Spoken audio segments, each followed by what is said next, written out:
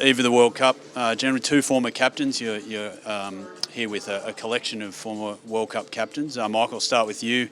A quick journey back. How does it feel to be back? Oh, fantastic. It's always good to come back, and to be honest, I miss Australia, but not just the country, the people here. So today will be a great opportunity to catch up with a lot of friends, like George, but it's nice to be back, and albeit for a short period of time.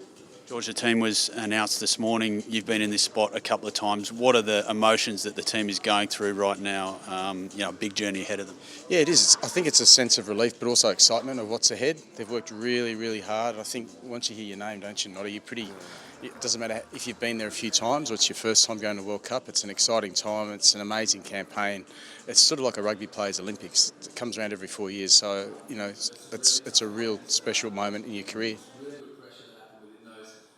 How does it feel? There's a collection of captains. You're number one, of course, but to be in a group of pretty distinguished men, I guess you would say. There's it's a real honour. There's not many people who've done what you did. Yeah, it's nice, I guess. But the best thing about it is most of the guys are just guys. We've all just got.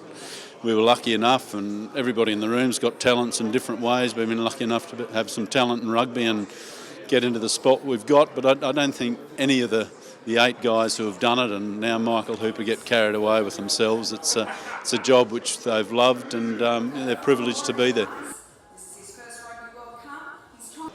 Watching from afar, mate, how have you assessed the Wallabies form and the Rugby Championship form in general? Yeah, look, I think they've been building nicely. I thought, obviously the game against the All Blacks in Perth was sort of the crescendo of that, but, the last weekend was a bit of a blip, and there was always going to be a reaction from the All Blacks. We probably didn't have enough patience with the ball and allowed them to, they did what they do best. And look, I don't think they should be too disheartened by that. There's still a lot of positive signs. So they keep building well. They've got a lot more combinations now that they know, and I think that's probably this Rugby Championship. They've had a lot more time to build those combinations than probably previous years. So I think it's all bodes well for a successful World Cup. Optimistic? Yeah, very. I think they'll go very well, and I'm looking forward to watching.